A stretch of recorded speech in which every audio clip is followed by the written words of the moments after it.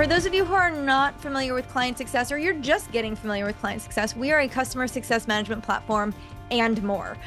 Historically, we have been a solo platform, really helping customers, what we said, manage from new to renew, so that entire post-initial sales life cycle. But we are so much more than that. Over the past several months, if you've been following our journey, we've had a series of acquisitions, including one of my personal favorites, Baton. If you're not familiar with Baton, it is an onboarding solution, but so much more. I do encourage you, if you are somebody who leads onboarding, whether it's in your customer success function, you're part of an implementation team, take a peek at it. You will not be disappointed. We have been moving folks over to our solution for the past several months now, and the feedback is fantastic. So if you're interested in learning more about Baton, you can go ahead and scan that QR code. It will bring you to some more information and get a demo scheduled. So if you are interested, I definitely recommend you go check it out. Now, one more thing, because I would be remiss if I did not talk about this, but if you are not familiar with our CS100 Summit, now this event is a community event, okay? This is not a client success customer event. So you do not need to be a client success customer to take advantage of this event. Now, it is called CS100. If you are not familiar, it is limited to 100. Okay, that is why it is called CS100. It is intended and designed intentionally to be a very interactive, immersive experience where you are building real relationships and learning amongst your peers. Now, the best way I can describe this, it's like customer success camp.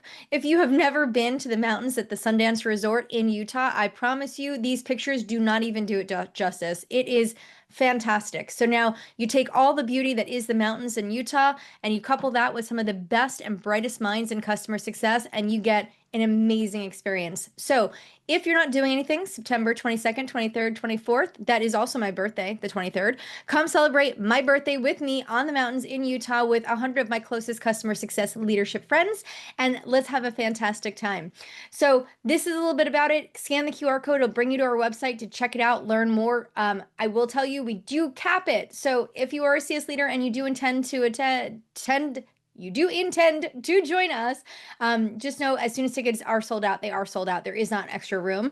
So this is going to be capped. We already have a bunch of people who have registered. Go check out the speaker lineup, go see who's there. And then obviously if you're intending to go, we are still out. I think yesterday may have ended early bird special, but I don't know if it's changed on the website. So you might actually have an opportunity to take advantage of one more day of the early bird special, but go ahead and get your tickets booked. Would love to have you all come. Want to welcome everybody to the Client Success webinar series. We are super stoked to be back. Hope you're having a great summer, and grateful that you'd take the time today to join us for this webinar. I am thrilled to welcome my friend Cam Tolman, who's the founder of PitchDown, as our guest today, our guest presenter today.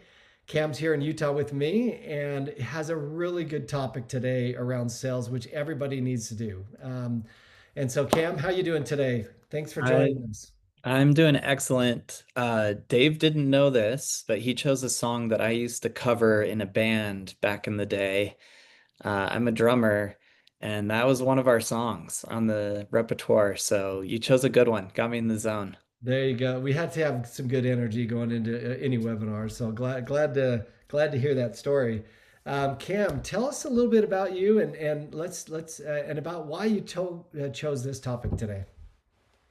Yeah, I come from a unique background, Dave, and I think this is why I've found my personal success in my career of teaching, in particular, non-salespeople what sales is. I come from a family that was non-confrontational, completely avoidant of all things sales. I often tell this story. I was a cross-country runner back in high school, and whenever it was fundraising time, my parents just got out the checkbook and said, "You're not going to go ask anyone for anything they don't want to do. We're not going to pressure anybody. We're not going to push anybody. We're not going to convince anybody." And so I just grew up in this family that was avoidant of sales. And, several years later, I found myself in sales, full time, supporting my family and leading teams. And I've developed a really unique talent and ability and understanding of what sales actually is, because I think we're often misled by bad salespeople. And the goal today is to shake some of those bad perceptions, bad habits, and bad ideas out of everybody here today. That's great. I'm looking forward to it. Hey, I wish I grew up in your family, because I had to knock the doors and beg for donations. So do my kids. Anyway, But excited about the topic today. I'm gonna run the Q&A and the polls. I'll be here and looking forward to the discussion along the way. Yeah, awesome. Yeah, I'll take screen over and we'll get going. And thanks everybody for joining. This is an expensive meeting. I take that very seriously. I always consider, how much time and talent is on this call and what that costs to you and your businesses that you work for. So I want you to know that I've prepared and take this very seriously. I'm excited to make an impact on you all.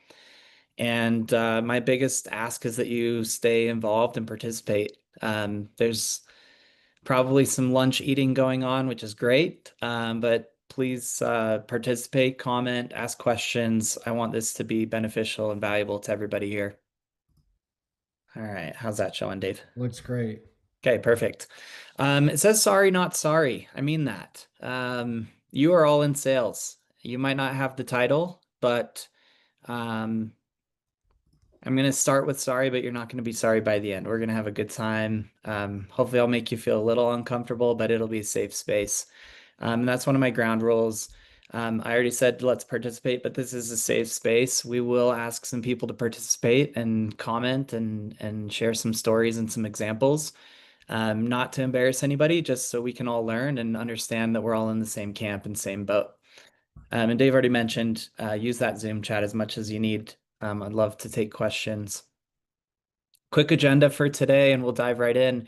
We're going to jump into some polls. I have some questions just to get to know the audience a little bit better. I love that Dave already asked where everyone is. I think the farthest I saw was Helsinki, so that's pretty incredible. We got over the pond. I'll talk a little bit about myself and why I'm here and a little bit of why I'm doing what I'm doing now.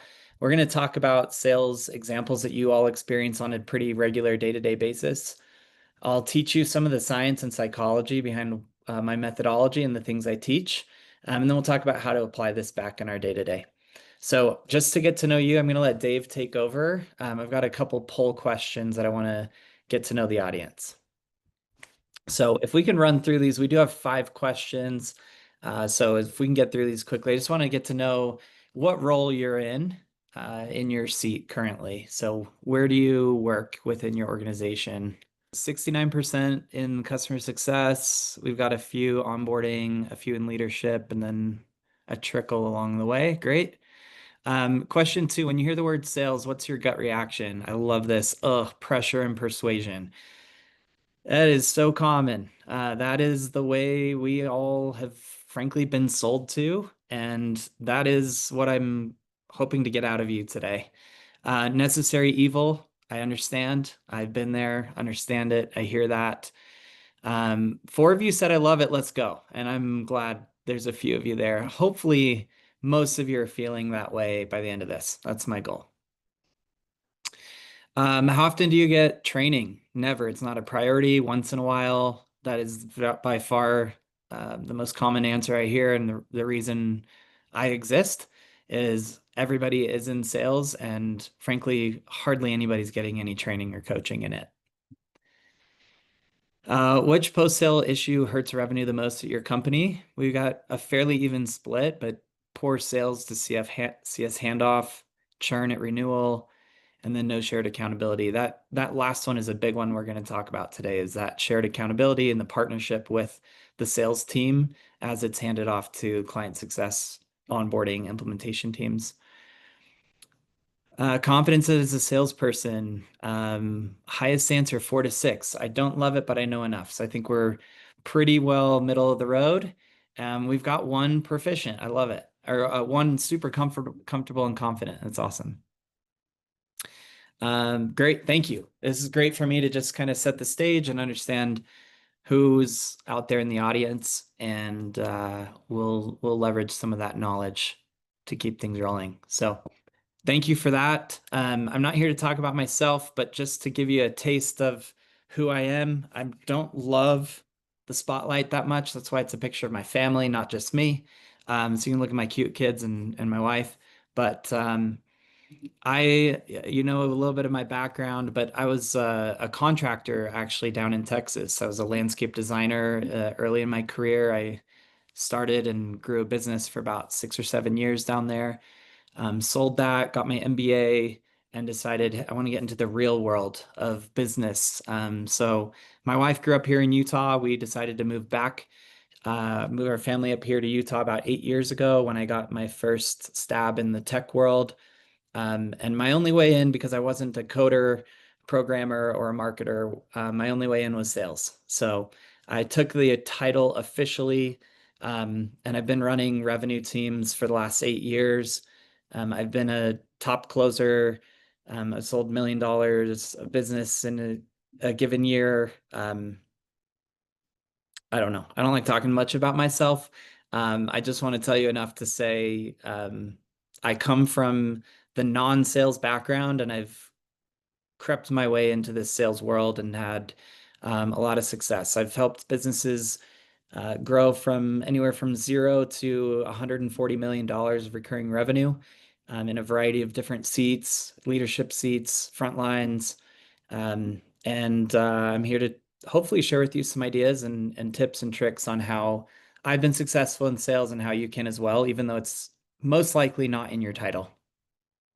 So, I do now coach and consult businesses on their go-to-market strategy. So this is a little bit of my philosophy and the fundamentals around what I work on. So there's some core foundational elements to a business and a go-to-market function. And then I also coach and teach sales teams and post-sales teams on how to strategize and really run efficient pipelines and funnels. We're going to mostly focus, obviously, today on that bottom of funnel client success focus and energy. But my goal today is to change your perception and understanding of sales. So we'll hopefully get uncomfortable, hopefully shake some bad ideas out of you today. But let's start with what is our initial perception. And this guy might look familiar to you. Not this guy specifically, but he's a familiar look.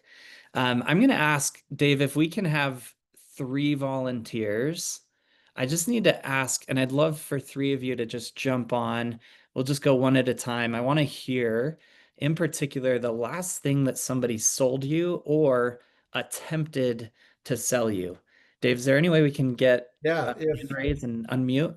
somebody wants to use the raise hand function there, then I will unmute you for a minute. Okay, we'll There we start go. with our friend Chris Clayton. Good to have you here. Chris, Yes. thank you. Yeah, of Thank you course. so So, much.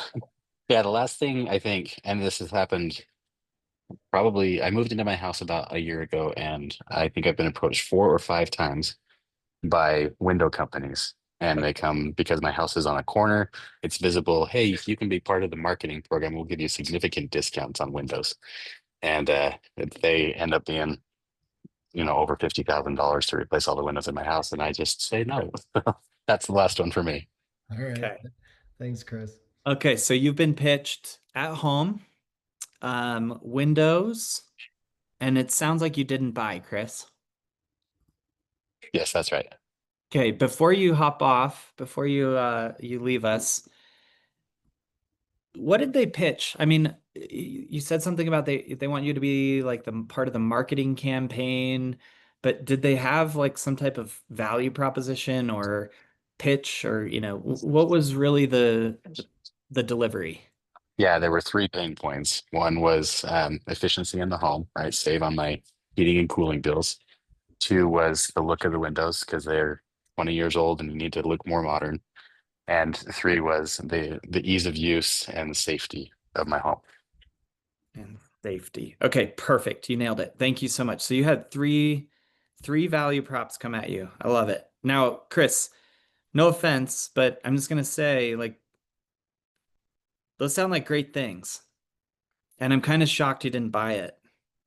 Like you want to save heating and cooling. I guess you don't want to save on your heating and cooling bill. Is that what you're telling us, Chris? Well, I want to, but I don't have the money that they were asking for to do that. Hmm. And you don't want your house to look better, more modern? I didn't say that. And you don't want your house to be safer or your windows easier to use, is what I'm hearing. Oh, of course I do. Well, then I'm not totally understanding, but we'll come back. Great, thank you, Chris. Great job. We had another hand raise, I think, Dave. Let's see. I don't see anybody. Oh, Sydney. All right. We're gonna have Sydney and then Shelly. Hi. I posted in the comments it was an HVAC repair and I actually got an email. Okay. Just and so I just checked my inbox, opened it up. It said and the subject title was free state fair tickets. Um, Okay. Nice. and that kind of caught my attention. I was like, oh, I wonder what this is from, you know?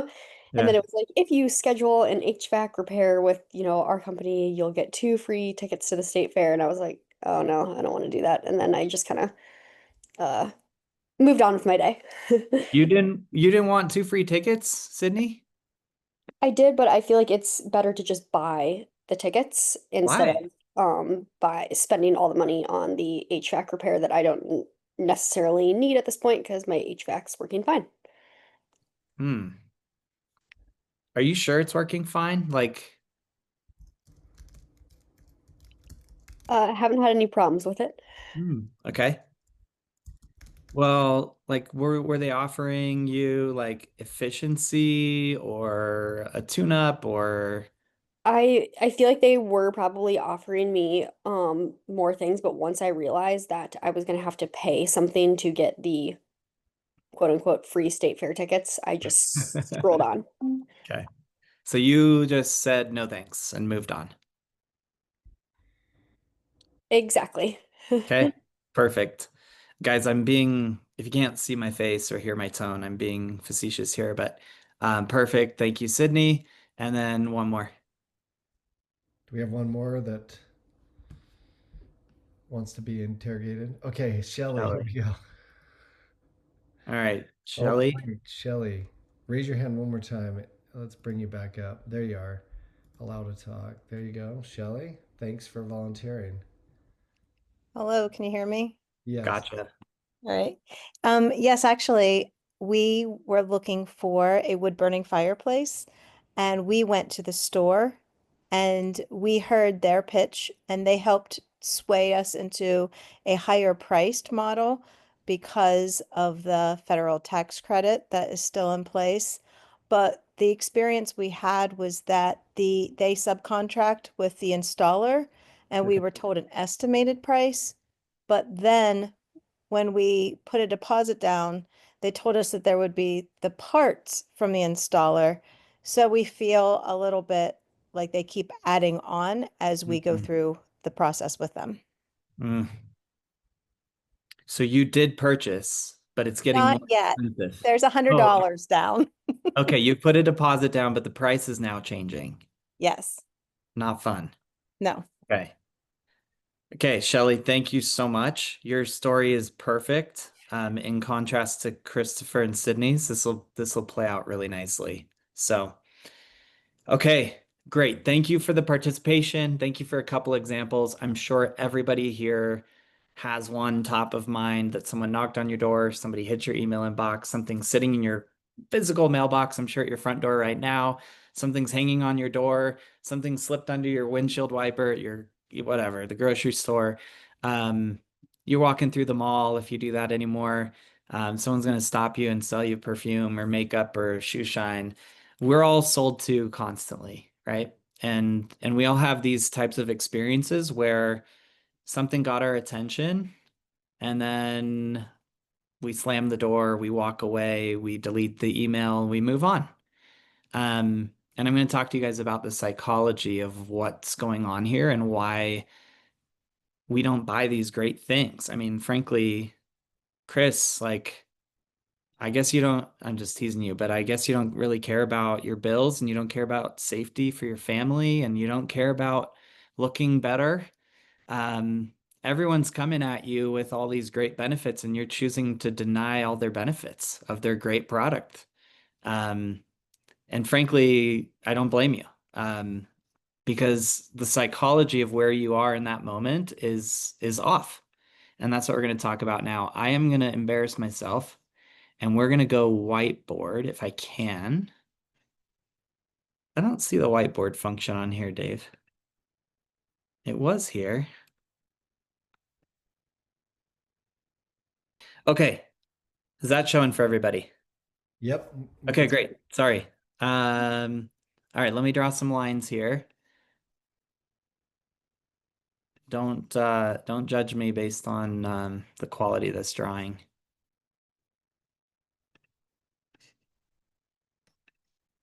All right, just real quickly here to make the point. I'm just gonna cut to the chase here. All of us as humans, as individuals, were born at a 0 on the day of our birth. And over time, we have all developed a lot of skills, a lot of talents, a lot of knowledge, a lot of information. We've learned and grown a ton and have reached some point on this scale of 0 to 100, this success of our personal and individual lives. We've learned to walk and talk and crawl and eat and make friends and make money and hold jobs and everything in our lives, right? Now, I've done a bunch of research on this. The average human will put themselves in a pretty solid state. We're pretty positive people at a solid B, an 84. That's where most of us put ourselves. So up comes the door knocker at Christopher's home saying, hey, Chris, I know you're in the middle of cooking dinner and holding on to your baby and trying to get homework done and trying to, forget about the meeting at work that didn't go like you wanted it to. And all of these things that are happening in your life. And I'm going to come in here and I'm going to tell you that, Chris, I've got a way for you to save on your heating bill. I've got a way for you to make your house look more modern. I've got a way for you to be safer and more efficient. And I'm going to make your life better. And all these amazing things about our windows are going to elevate your score from 84 to some hypothetical 84 plus. And Chris says, no, I don't really want that. And we think, man, why are people so crazy that they won't buy my windows when I want to make their life better? He's got a gap of 16 points. He should be doing more. He should be better than that. And then Sydney gets an email saying, hey, we want to send you for free to the state fair. And that's fun. And you can go with your friends and your family and your loved ones and have a great time and listen to great music and ride the rides. And we're going to make your life better. And I'm going to increase your 84 up to some great number. And Sydney says, no, thanks. I don't want it. Why do we do this, Dave? Like, why is that door knock one of those cringy moments where you're like, oh gosh, are we expecting anybody? Don't let them see us through the front door window. Why does that happen, Dave? I don't, I think it's because here's my feeling personally. I want to buy things on my terms and in my timeline. Interesting. I don't love people pushing a product on me. Yeah. I want to define what I want to buy, the value I want to, how I value products and in my timeline. Yeah. That's what I would say. Why is that? Why do you want to do it on your timeline? Because I want to be in control. Okay. And if somebody else has the idea, you're out of control. You feel out of control. Yeah, I'm just not. I'm one of the buyers that has very thoughtful in making purchases, especially big purchases. I'm not an impromptu buyer or I like to be thoughtful. So that's my style. Yeah, for sure. And when you're, helping the kids get homework done and trying to manage dinner and soccer practice and all of the things of life at 6 o'clock and that door knock hits, I mean, frankly, that's probably one of the last things on your mind is my windows, Exactly. right? That's not a priority. It's not a problem. It's not a urgent situation. And so what this sales rep did to Christopher was try to tell him, I have this crazy incentive where you're going to get windows for $50,000 instead of 51,000 probably. And that should be enough to motivate you to drop everything else and let me elevate your life and increase your 84 to an 85 or whatever it potentially could do for him, right? But Christopher's not in the right frame of mind. And that's what psychologically salespeople get wrong every day, all day. That's why we have the used car salesman hesitation and thought and stereotype of, I'm going to go just like browse around and look through the window and see, before the sales rep comes out, like, can I see, does it have leather seats and does it have the right whatever package and bells and whistles that I want? Oh, they're coming. Jump the fence and get back in my car and leave before they can talk to me because I don't want to be pressured. I'm not ready. I'm not there. We're just frankly not in that right mindset most often when we're approached to be sold. So let's see. Let's go back to our screen share. And I'm going to ask, is that coming back on my slides? Yep, you're all set. Okay. You're set. Oh, I got to get rid of this. Sorry. There we go. Not the greatest picture, very pixelated, but what's the difference here, Dave? What's the situation going on here? Is this person sellable right now? No, I mean, unless you need a new tire Well, immediately, but let's talk about the difference between these cars here and this car here. Who's sellable at this moment? the car who needs help Yeah, has a need at the moment. this guy's got a very serious need. He's sitting on the side of the road. Cars are flying by at 80 miles an hour, and he's got a busted tire, and he's in need. There's a problem right here. Okay? These guys on the freeway are thinking, "Oh, that sucks. Sorry for him, but my car is great." And on my radio in this car comes on, one of the local tire shop ads saying, "Hey, we've got 4 new tires for $75 off for whatever holiday weekend it is," right? We've all heard those a million times, right? This guy's not in the buying mindset. That is not the ad for him, but it is the ad for this person here who's sitting on the side of the road because of one very frank and distinguishing contrast between these two people. This person has a very real and vivid problem. But frankly, if you think about the way we live and we operate today, this person is empowered with something very, very, very powerful. It's called this device.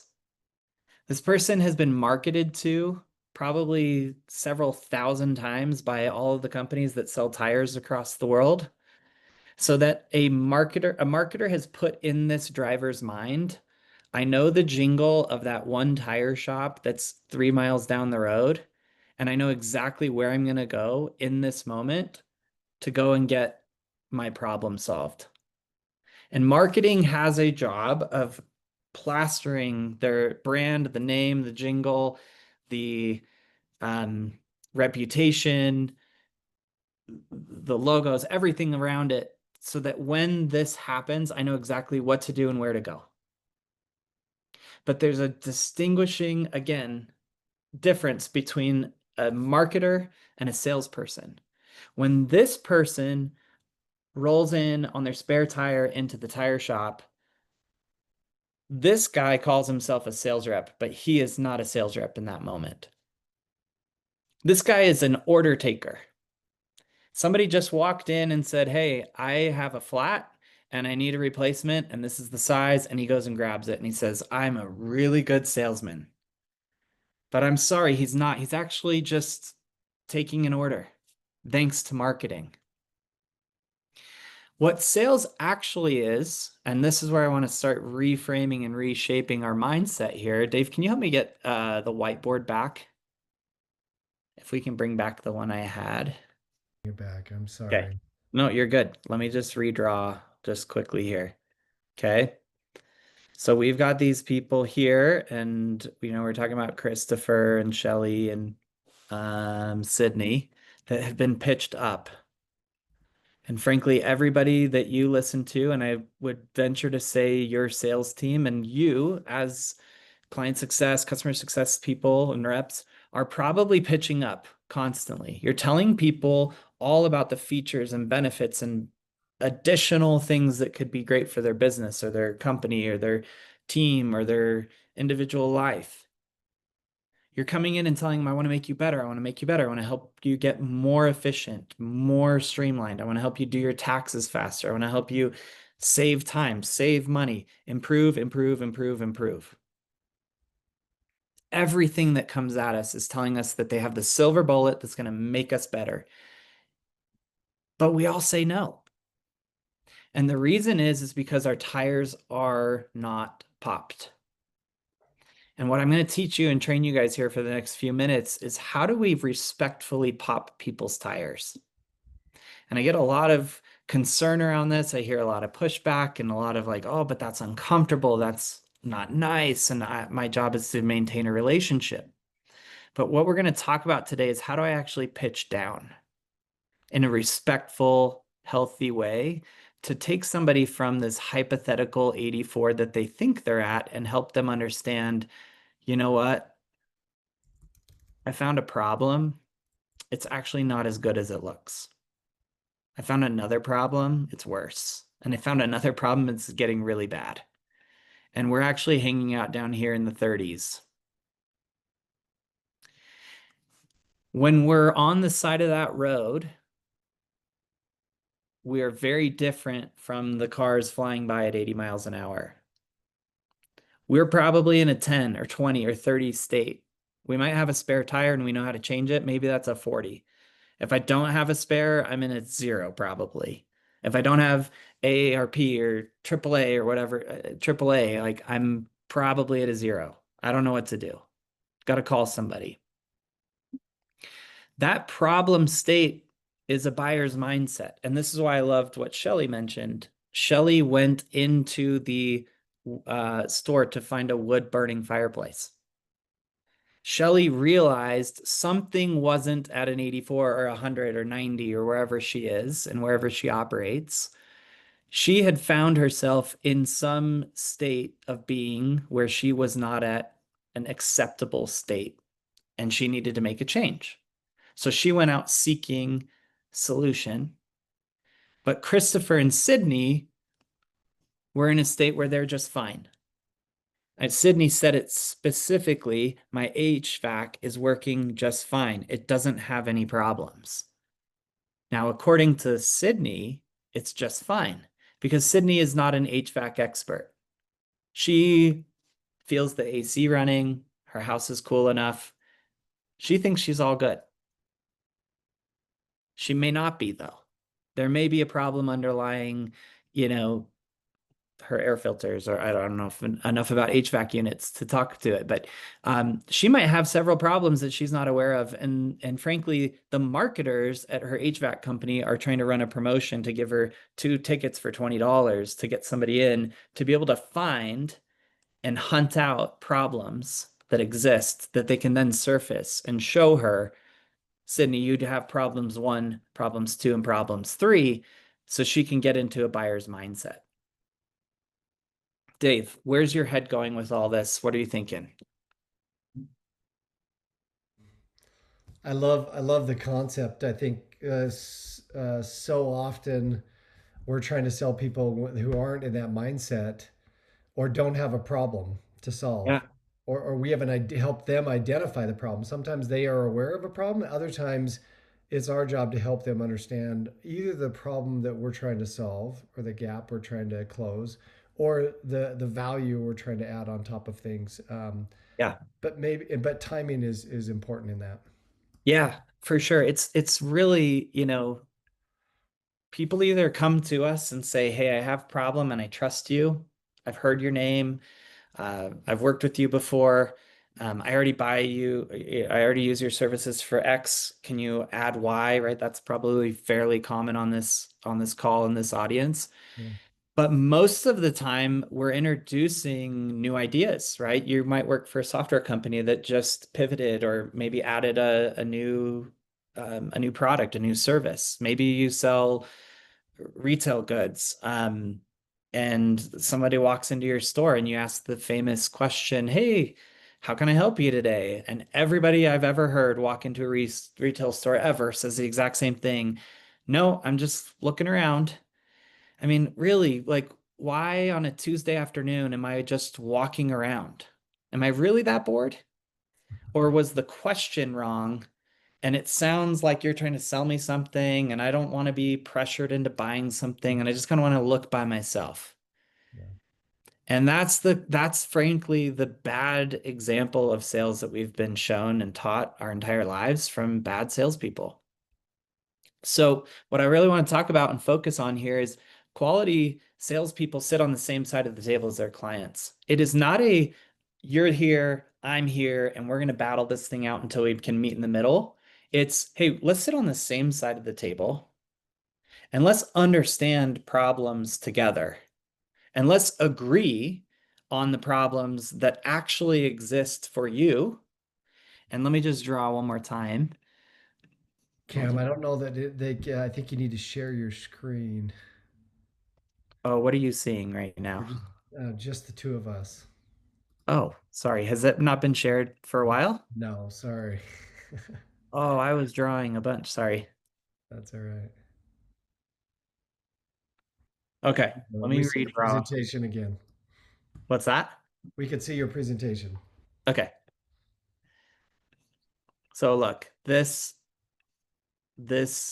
scenario of, I'm at 100 or in my 80s and I'm being pitched up, being pitched up. I'm being pitched up all day long, trying to make me better, better, better, better. The goal here is how can I take somebody down? How can I bring you a little farther? How can I bring you a little farther? And a lot of people feel really scared of this. A lot of people are ultra hesitant to talk about the bad things. We want to be the positive light. We want to be the solution. We have an amazing tool that can help you, that can help you, that can help you. And it's really uncomfortable to think about, how do I even do this? Because I have a relationship with this client and I'm here to maintain it. I don't want to hurt them. I don't want to offend them. I don't want to call their home ugly. But frankly, in Christopher's scenario, and we'll just use his because it's super vivid, and he managed to say three words that I loved, or a couple of things that I loved. He said the pain points that they surfaced were that they can save on heating and cooling, they can make his house look more modern, and they have these new windows are easier to use and safer. Now, there's something fundamentally backwards with what Chris said initially and what he shared it right after. Chris noticed and used the words pain points, but the sales rep failed to actually mention those pain points, according to the story. Saving on heating is not a pain point. That's a value. Looking more modern is not a pain point. That's a value. Ease of use and safety is not a pain point. That's a value. But Christopher was not in a buyer's mindset because he was just fine up here at an 84. And I'm going to repeat this and beat this drum because I need you to really, really hone in and hold on to this. Sales is the opposite of what that salesman did. That salesman came in as a marketer and is getting paid way too much to be a marketer. Salespeople make a lot of money because they have to get really uncomfortable. And you, as a client success rep, as a client success manager, can make a lot of money by helping people feel different than everybody else does. You get people to change their behavior by causing them some type of respectful pain. So, Chris, what if they had come and said, "Hey, Chris, you're overpaying for your heating bill. You're overpaying for your cooling bill because your windows are old and inefficient. Dave, is that offensive? Is that a rude statement? Some, not necessarily. It's just pointing out the pain point. Yeah. Frankly, it should be a statement of fact that Yeah. you're overpaying for your heating and electric bill Yep. because of your windows. Now, this next one we got to be really careful around, but hey, your windows are dated. That might offend somebody. That's a touchy one, but again, rather than we want to help your house look more modern, like, hey, your windows, are aged. Your windows are tired. Maybe, we can work on the phrasing there, but you're getting my point. We're gonna hit Christopher with another pain point that's gonna sting a little and it's gonna hurt a little. And then lastly, hey, your windows, frankly, are a struggle and they aren't safe enough. I mean, I'm not a window expert, so I can't speak this language perfectly, but rather than telling Chris all the benefits of these new windows, let's get Chris into a buyer's mindset of, I've got problems. Now, Chris is still likely to say no because it's $50,000. But when Chris closes the door and gets back to cooking and taking care of his kids and doing homework and all this, you better believe Chris has something on his mind. He's thinking about that power bill. The next time he backs out of his driveway and looks back at the house and sees the windows and says, like, oh, they do kind of look dated and tired and old. And man, I heard there was a house fire, down the road. I just worry about my kids getting out of those windows, if these aren't easy to use and they're not safe enough. And what that sales rep did is plant some pain seeds inside of Chris that guy, he's going to simmer on, and it's going to stir him. It's going to irk him, and it's going to create this sense, this feeling of dissatisfaction. There's a sentiment now inside of Chris that, hey, I don't like my windows anymore. And when I don't like my windows anymore, I start to feel like that car on the side of the road. I've got a problem all of a sudden that I need to solve. And I'm going to start to figure out, how do I get this problem solved? Now, when we're sitting on the same side of the table as our clients, looking at problems together and helping them uncover the reality of their situation and help them recognize and understand, I am not at an 84, I'm actually at a 30. We get them in the buyer's mindset while we are sitting right next to them, while we are talking with them.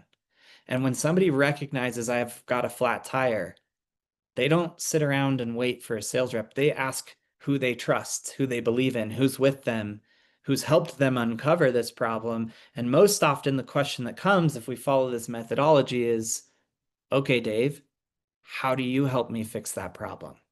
What have you done? What does client success in your company and your product and your service and Baton do about the handoff process between sales and onboarding?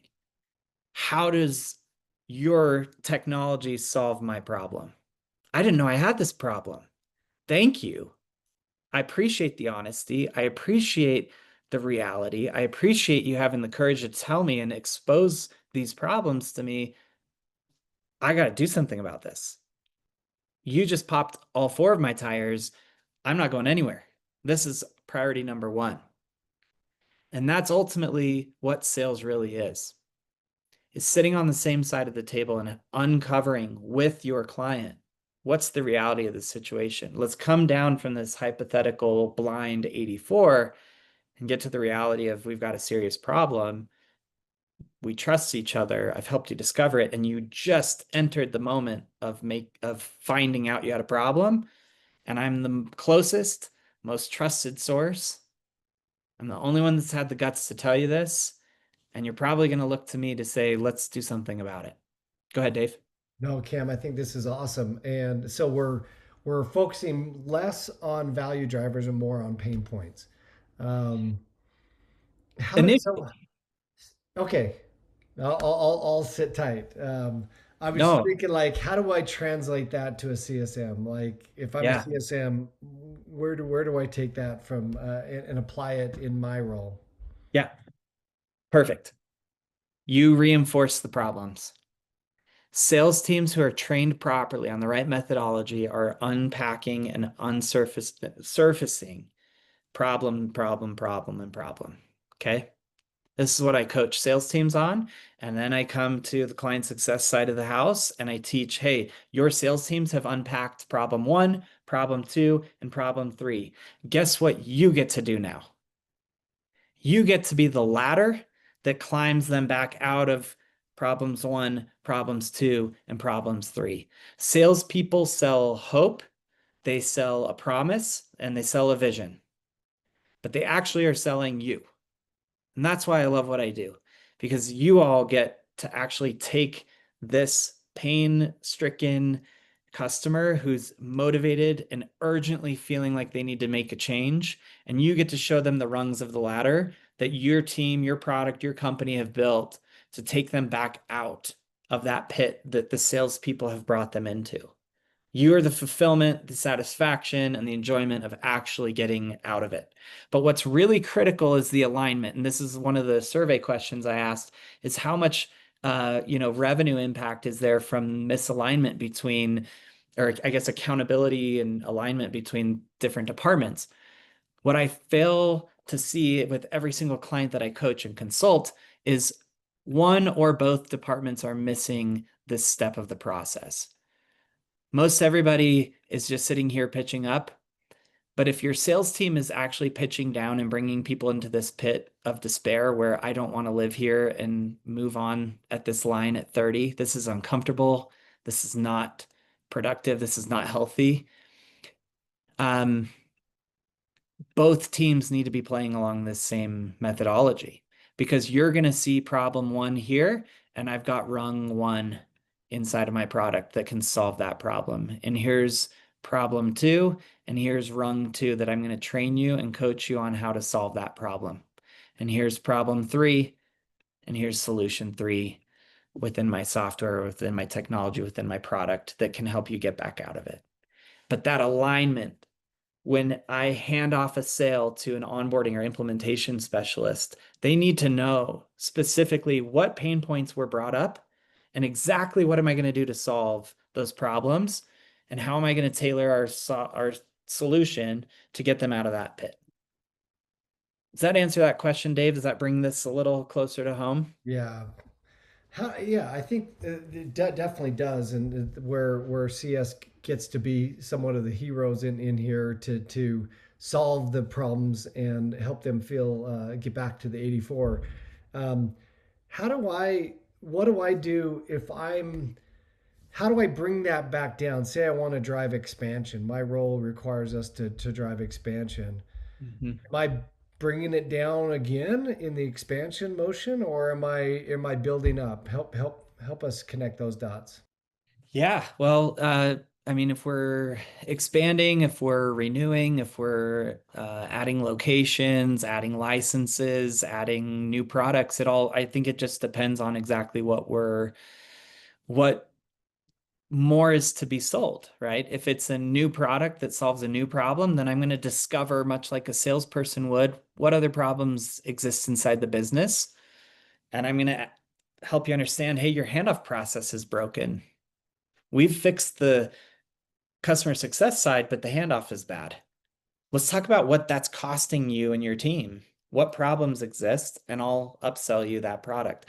Hey, you have additional locations that are suffering from the same problems that your first location was suffering from.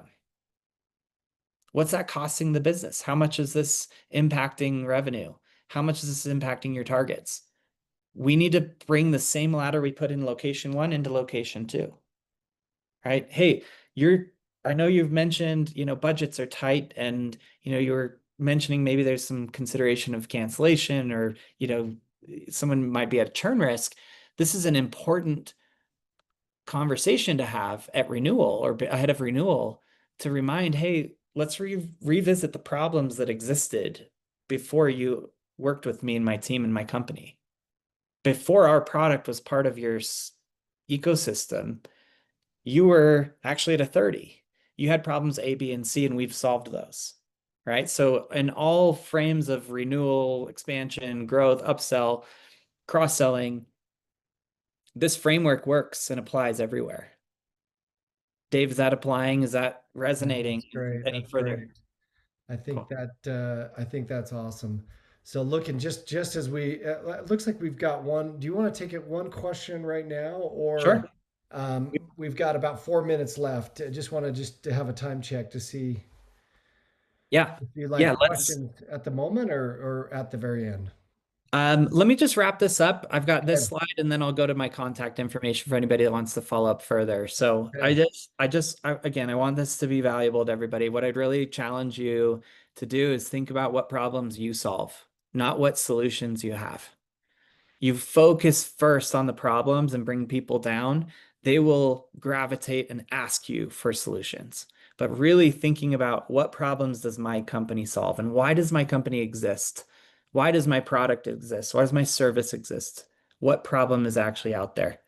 What questions can you ask your customers to guide them to their most urgent problems? How can you get them into this frame of mind to say, man, I've got two bald tires, but that one's flat, and that one happens to be your product that can help me fix, right? Like, how can I out prioritize other problems existing in the business so that I can get more of their budget, more of their priority, more of their time? And how do I bring someone down respectfully with respect to our relationship and our business partnership? These are things that I coach, and I'm not here to like overplug myself, but if this is of interest to you, this is what I do. I coach go-to-market, revenue, sales, customer success, onboarding teams on how to apply this type of philosophy and methodology on a day-to-day basis. How do I make this reality? So yeah, I'll just leave my contact information. If you want to talk with me, I'm doing a free hour-long session for anybody that's on this call. So I'll do 1 hour with anybody here for free, and we can look at your pitch, we can look at your product, look at your problems, look at anything you want, and I'll give you some tips and advice one-on-one. And then if you choose to work with me, I'm also doing 10% off coaching for anybody that's one of Dave's clients. So my Awesome. QR code goes to my website. You can call me, email me, text me, whatever. But yeah, let's take any questions and I'll stay on as long as we need to. Awesome. Thanks, Kim. We really only have one question that you haven't answered yet, and it's really about getting past the imposter syndrome when it comes to selling. Any any suggestions or advice there of how do you get over that imposter syndrome? Frank, just to clarify, Dave, am I understanding correctly that like, oh, I'm not good at this. I'm not a Yeah, it's like I'm person. required to do it. I don't, but I just I'm not. I don't know if I can get my mindset in that. Any advice there? Yeah, I'd argue that anybody on this call that's in customer success is probably some of the best salespeople because without the title, A, you're better received, you're warmer to your clients. Number two, you know your clients better than a salesperson. You've got trust, you know their ins and outs of their personal life, their business, whatever it is. And frankly, you're genuinely, and I don't speak poorly of salespeople, but you're probably genuinely more caring and more curious and really care about the customer success. And that is what makes you special and unique as a salesperson. You care, you listen, and you know a lot. Your job now just becomes how do I just ask the right questions? It's not about convincing anybody. I don't have to be slick. I don't have to be smooth. I don't have to be bold. I don't have to be scary or, any of the stereotypical perceptions of a salesperson. I just have to be curious and ask a lot of questions and help them unpack the reality of the problems that they're facing. At that point, the sale's pretty much done. That's great. That's great. Great advice. It looks like we're out of time, so I just want to say thank you to Cam. Yeah, I love it when somebody takes a concept and flips it and helps me think completely differently than I normally have done. And I think you really did that, at least for me today, Cam. I appreciate right. it. Great advice and great way that we can all do better at sales. So thank you for joining us today, everybody. Um, we will just know that usually every Tuesday you can find us here for our webinar. Next week we have a week off, but the following week we have Christy Faltruso and Rachel Proven who will be here. Awesome content that Rachel will bring, and it's always fun to have Christy on any webinar. So thank you for everybody for taking the time today. Cam, it was a great time. Thank you for joining us and sharing your insights and your best practices and expertise. Until next time, we hope you have a great week, and let us know if there's any way that ClientSuccess can help you out in your customer success or post-sales strategy. Thanks, everybody. Have a great week. Thank you.